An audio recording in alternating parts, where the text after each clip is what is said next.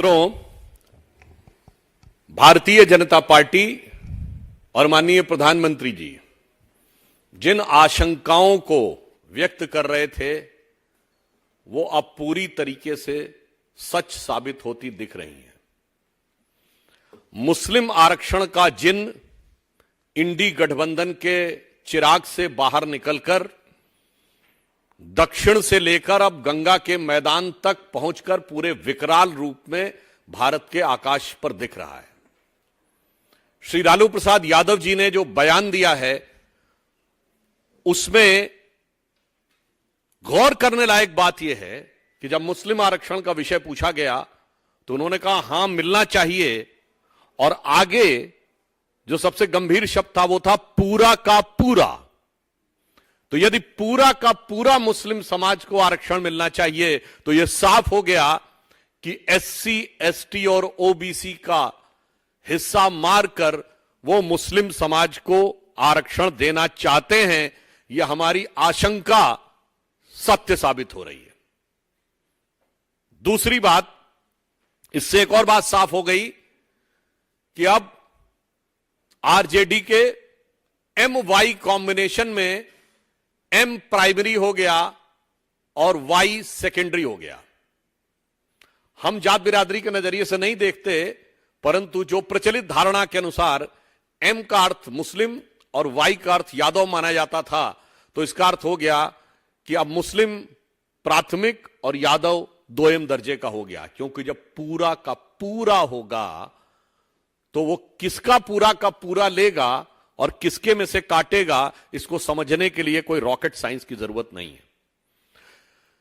दूसरा पॉइंट जो इससे निकलता है कि संविधान किसके आने से खतरे में होगा।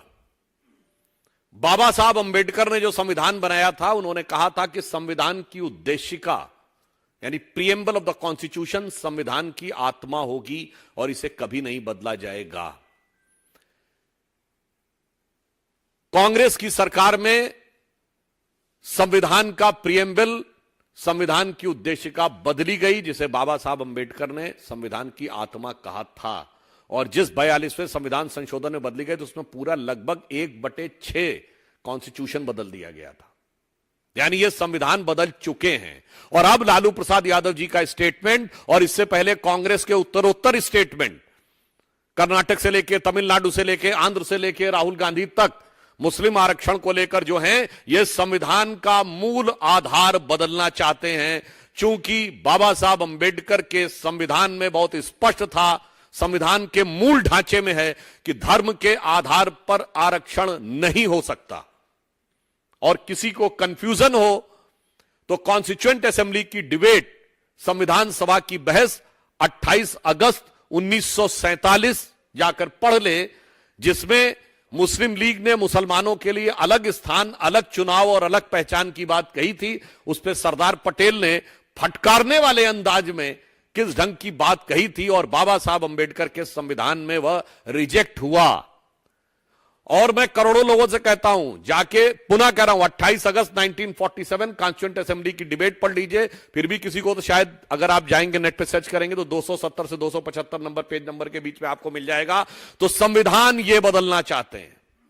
संविधान पहले बदल चुके हैं, संविधान ये बदल रहे हैं। कहां? कर्नाटक में और तेलंगाना में संविधान ये बदलना चाहते हैं। और बाबा साहब ने जिस बात को पूरा जोर देकर कहा संविधान सभा की बैठक में और अपनी पुस्तकों में, उस बातों को तार तार ये करना चाहते हैं, इसमें कोई संदेह नहीं है। और मैं पुनः भी बताना चाहता हूं, ऐसा ही नहीं कर चुके हैं इनके सबसे बड़े सहयोगी उत्तर प्रदेश में समाजवादी पार्टी, शेड्यूल कास्ट का रिजर्वेशन इन प्रमोशन समाप्त कर चुकी है। कर दिया था, हमारी सरकार आने के बाद रिस्टोर हुआ। और समाप्ति नहीं किया था, जो एससी प्रमोट हो गए थे उन्हें हजारों लोगों को रिवर्ट कर दिया था। तो ये कर चुके हैं। अलीगढ़ मुस्लिम यूनिवर्सिटी में और जामिया मिलिया इस्लामिया में एससी, एसटी, ओबीसी का आरक्षण समाप्त कर चुके हैं, मुस्लिमों को दे चुके हैं। तो अब जो लालू प्रसाद यादव जी ने कहा, यह पूरा का पूरा इसने अब इस सच को पूरा का पूरा साफ कर दिया है। अब इसमें कोई किंतु परंतु की गुंजाइश नहीं रह गई है। इससे एक और बात साफ हो गई कि इंडी गठबंधन का जो पायलट प्रोजेक्ट था, जो उसने कर्नाटक में, तमिलनाडु में और तेलंगाना में कहा, जो 2009 और 14 के मैनिफेस्टो में कहा भी है उन्होंने कि इसे पूरे भारत में लागू करेंगे, अब वो पायलट प्रोजेक्ट को ये पूरे भारत में लागू करना चाहते हैं। एक तरफ माननीय प्रधानमंत्री जी ने कहा है कि जो हमने विकास के कार्य करके दिखाए हैं वो ट्रेलर है, पूरी फिल्म जारी होना बाकी है। इनका ये ट्रेलर था जो पहले कह चुके हैं, अब मुस्लिम आरक्षण की पूरी फिल्म जारी होना बाकी है। तो मुझे लगता है कि अब ये सच पूरा का पूरा साफ हो गया है। दूसरा विषय, इंडी गठबंधन के दूसरे सहयोगी, यानी अब गंगा के मैदान से निकल के गंगा जमुना के मैदान में आ जाइए। समाजवादी पार्टी के नेता प्रोफेसर राम गोपाल यादव जी ने कहा है कि राम मंदिर बेकार है। तो मैं उनसे पूछना चाहता हूं कि उनको राम मंदिर बेकार लग रहा है तो समाजवादी पार्टी और इंडी गठबंधन से पूछता हूं, गाजियाबाद का हज हाउस अच्छा था, राम मंदिर बेकार है। आगरा का मुगल गार्डन बनवाया आपने, वो अच्छा था और राम मंदिर बेकार है। उत्तर प्रदेश के जिले जिले में आपने कब्रिस्तान बनवाए, वो अच्छे थे और राम मंदिर बेकार है। जबकि इस्लामिक मान्यताओं के अनुसार पक्की कब्र और कब्रिस्तान कुफ्र है। यह बुखारी की हदीस में बहुत साफ है, जो जाके कई मुस्लिम उलेमाओं से कंफर्म कर सकते हैं कि स्वयं मोहम्मद साहब ने कहा है कि कोई पक्की कब्र नहीं होनी चाहिए, मगर उसके बावजूद वो कब्रिस्तान बनवाना अच्छा था और राम मंदिर बेकार है। इनके लिए वो उत्तर प्रदेश अच्छा था जो मुख्तार अंसारी, अतीक अहमद, अबू सलेम और छोटा शकील के लिए जाना जाता था। और आज वो उत्तर प्रदेश, इनके जमाने में जहां अपराध को एक सैद्धांतिक स्वीकार्यता मिल गई थी, मैं आप लोगों को याद दिलाना चाहता हूं, फिल्में क्या बनती थी यूपी में, जिला गाजियाबाद, लखनऊ सेंट्रल, मिर्जापुर, यानी पूरी अपराध केंद्रित फिल्में बनती थी। ये अच्छा था। और आज अयोध्या, काशी, प्रयाग, कुशीनगर, यहां पे उभरता हुआ उत्तर प्रदेश, ये बेकार है। अरे महोदय, मैं प्रोफेसर साहब से पूछना चाहूंगा कि आप समाजवादी पार्टी के सबसे प्रबुद्ध व्यक्ति हैं, ये बताइए, सूर्य तिलक हुआ रामनवमी के दिन, इतना स्ट्रांग, इतना शानदार साइंटिफिक कैलकुलेशन, वो बेकार था।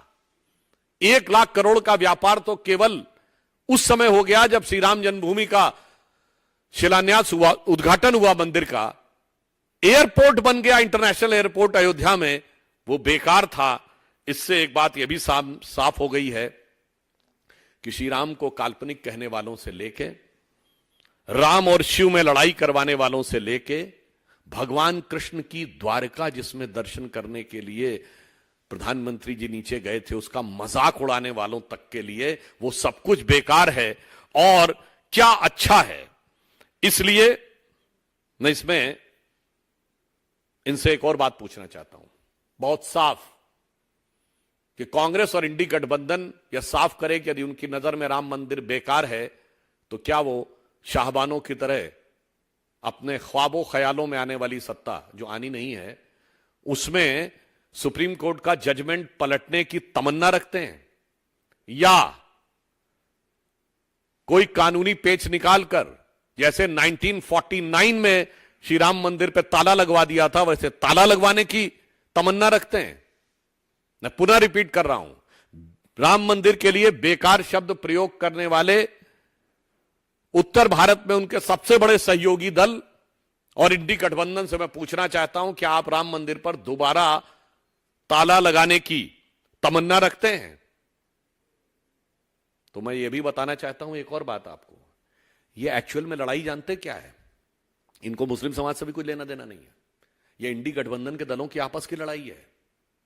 ये कांग्रेस जो मुस्लिम आरक्षण कर रही थी ना, तो राजद और सपा घबरा गए हैं कि कहीं ऐसा ना हो मेरा ही वोट ले उड़े। तो लालू जी अलग बोल रहे हैं, राम गोपाल जी अलग बोल रहे हैं। ये वैसी स्थिति है जैसे जाड़े में कहते हैं ना हर कंपनी कि मेरा च्यवनप्राश सबसे अच्छा है, ये तुम्हारी सेहत के लिए सबसे बढ़िया है।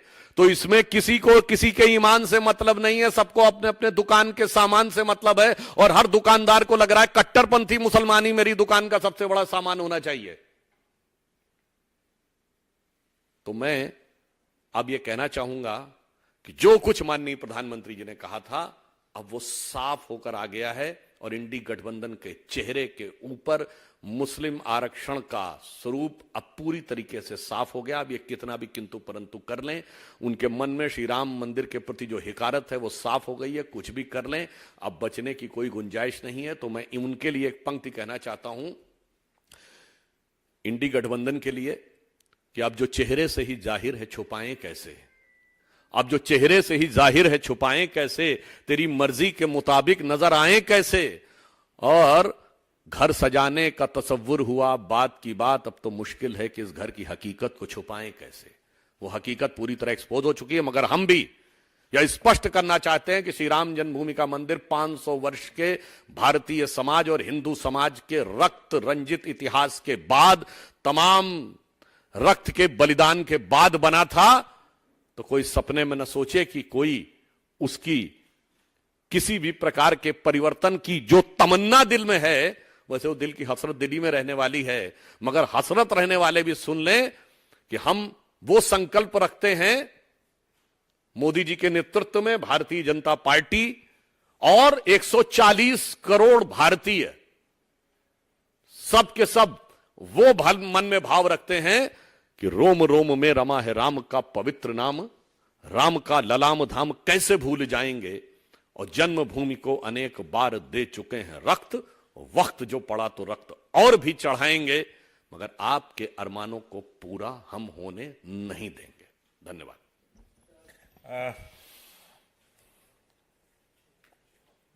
क्वेश्चन आंसर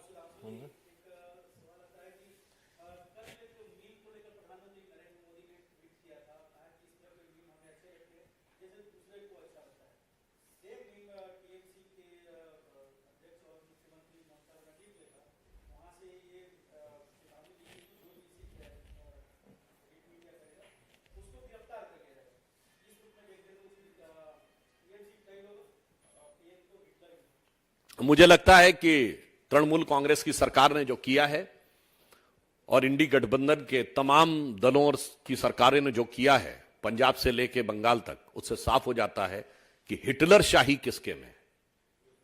और मैं आप लोगों के सुलभ संज्ञान के लिए दोबारा बता देना चाहता हूं, माननीय प्रधानमंत्री जी के लिए तो क्या क्या नहीं बोला गया है। कब्र खुदेगी, मौत, मौत का प्रकार, बोटी बोटी, हिटलर की मौत तक बोला गया है ना।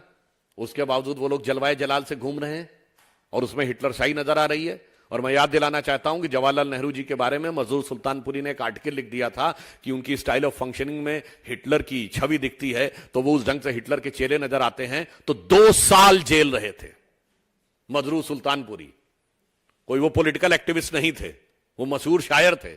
2 साल इस मुद्दे पे जेल में रखा गया एक व्यक्ति को कि उसने आर्टिकल लिख दिया कि नेहरू जी की स्टाइल ऑफ फंक्शनिंग में हिटलर की छवि निकल आती है। वो हिटलर शाही नहीं थी। हिटलर की मौत, कब्र खुदेगी, बोटी बोटी कर डालेंगे, उसके बाद घूमते हुए लोगों के ऊपर कहना वो उनको हिटलर शाही नजर आती है। ममता जी इससे पहले भी कार्टून बनाने पे किसी को जेल में डाल चुकी हैं, तो पंजाब में कुछ और हो चुका है। तो मुझे लगता है देश की जनता को साफ समझ में आता है कि चेहरे पे नकाब लगा के असली हिटलर कहां खड़ा है। और ये वो सारी पार्टियां हैं जो एक परिवार आधारित अधिनायकवादी पार्टियां हैं, जहां माई वे और हाई वे ही है, दूसरा कोई वे है ही नहीं।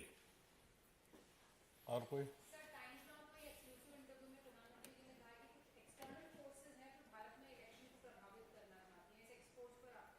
देखिए, इसमें कहीं कोई किंतु परंतु नहीं है। भारत जिस प्रखरता के साथ, जिस दृढ़ता के साथ उभर कर पिछले 10 वर्षों में अंतर्राष्ट्रीय क्षितिज पर आया है, जो हमारा मान सम्मान, गौरव और स्वाभिमान दिखा है, तो मानी हुई बात है बहुत सी शक्तियों के कलेजे पर सांप लौट रहा होगा। मैं देश की जनता को याद दिलाना चाहता हूं क्या यह सच नहीं है कि विदेश में एक नहीं अनेक जगहों पर डिसमेंटलिंग ग्लोबल हिंदुत्व जैसी कॉन्फ्रेंस हुई? मैं दूसरा उदाहरण देना चाहता हूं,